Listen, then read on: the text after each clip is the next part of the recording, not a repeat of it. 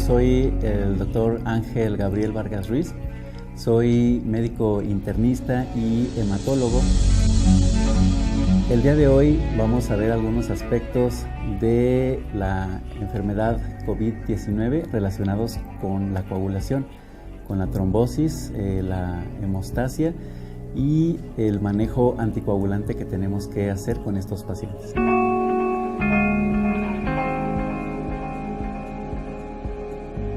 Tenemos evidencia muy clara de que la enfermedad por COVID-19 es una enfermedad procoagulante.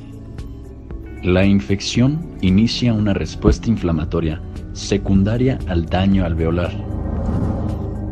El reclutamiento de células mononucleares y de neutrófilos amplifica el daño endotelial, que junto con la liberación de factor tisular desde el endotelio activado, son un estímulo poderoso para la coagulación.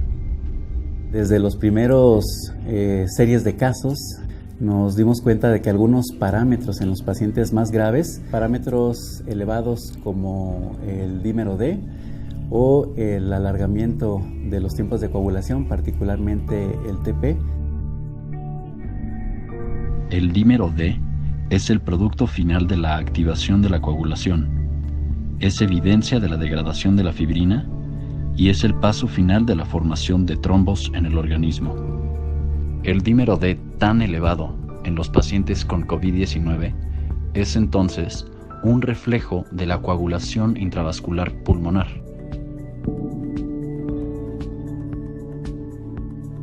Debemos de anticoagular a la mayor parte de los pacientes con esta enfermedad. La anticoagulación profiláctica solo está indicada en pacientes con criterios clínicos de hospitalización. La anticoagulación intermedia o completa dependerá de la gravedad del estado del paciente. Si es que no tiene alguna contraindicación. ¿Cuál contraindicación sería? Pues básicamente la presencia de algún sangrado o la presencia de trombocitopenia, es decir, las plaquetas bajas por abajo de 25,000 o de 30,000, pues nos contraindicarían el uso de las heparinas. La dosis de heparina de bajo peso molecular es variable de acuerdo a las características del paciente. Lo primero que tenemos que ver es que nuestro paciente tenga una adecuada función renal. Si tiene una adecuada función renal, con una depuración de creatinina mayor de 30, puede recibir las dosis completas, ya sea de profilaxis o de tratamiento con la heparina de bajo peso molecular.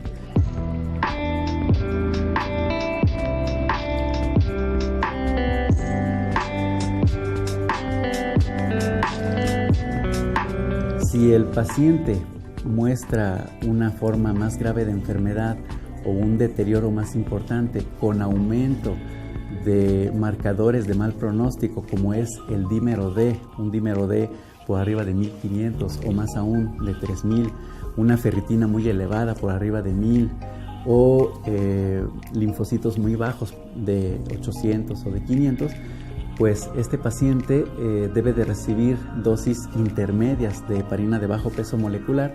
Los pacientes con la forma más severa de la enfermedad, es decir, aquellos que se encuentran bajo intubación, los pacientes que tienen falla multiorgánica, en ausencia de contraindicación debe de valorarse que reciban una dosis que se denomina terapéutica.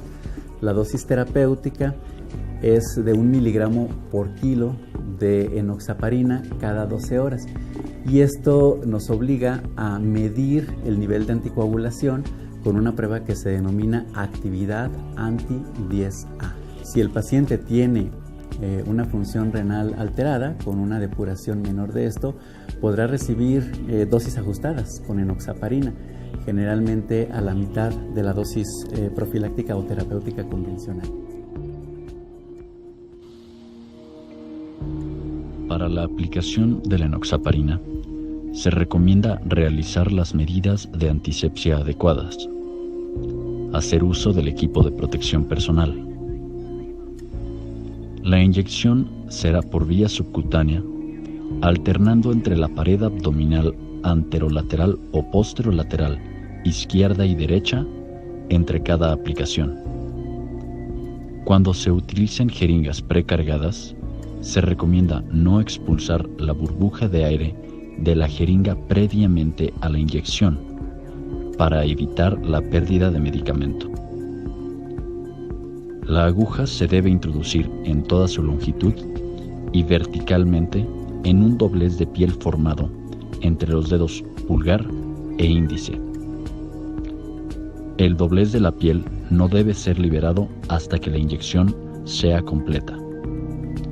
Se recomienda además no frotar el sitio de inyección después de la administración. Con la finalidad de determinar cuál es el mejor tratamiento de tromboprofilaxis al egreso del paciente, podríamos considerar 3 escenarios. El primer escenario es el del paciente que tuvo ya un evento confirmado de trombosis, ya sea tromboembolia pulmonar, trombosis venosa profunda o cualquier otro evento durante su hospitalización. ¿Cuál anticoagulante se puede usar? Pues heparinas de bajo peso molecular a dosis terapéuticas, o bien algún anticoagulante oral que podría ser un antagonista de la vitamina K o algún anticoagulante de acción directa como rivaroxaban o apixaban. El segundo escenario es el del paciente que tuvo sospecha de trombosis. En estos pacientes la recomendación actual es mantener la anticoagulación al menos durante 3 meses después de su egreso. Claro que esto dependerá de las características de cada paciente en particular. No todos los pacientes deben de ser manejados de la misma forma. En pacientes con riesgo alto de hemorragia, se recomienda dar un seguimiento, al menos telefónico, para descartar datos de sangrado. Y el último escenario es el del paciente que no tuvo ningún evento trombótico. Este paciente requiere un tratamiento de tromboprofilaxis no a dosis terapéuticas, sino a dosis profilácticas durante al menos 2 semanas después de su egreso.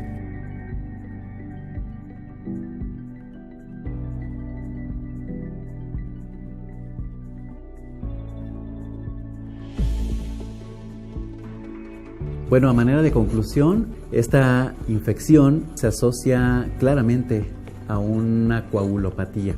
Es una enfermedad protrombótica claramente. Es muy importante en todos los casos tener un monitoreo cercano del dímero D. Todos los pacientes desde el momento de su ingreso deben de recibir algún tipo de tromboprofilaxis, en particular con heparina de bajo peso molecular, enoxaparina 40 miligramos por día.